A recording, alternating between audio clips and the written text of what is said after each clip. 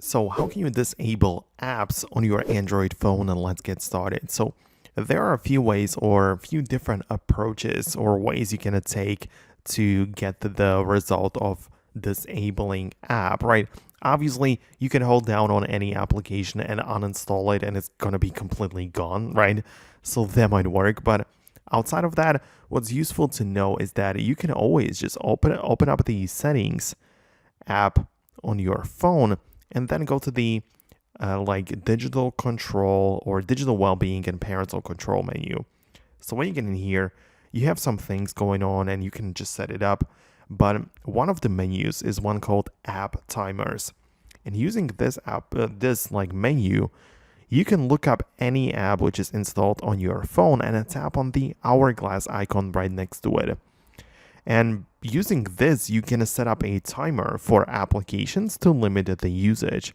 So you can choose that a specific app may only be used for 10 minutes a day. So, that is a way of disabling the application. But, it depends on what you mean. If you just want to control the usage, this might be a good way to approach it. For some different ways you might want to disable the app, you can return to the main settings page and tap on apps. And in here, another list of all of the applications. So you can click on any app you want to manage. And in here, you can, disable some permissions. So if the app can access your locations or give you notifications, you can disable it in that sense.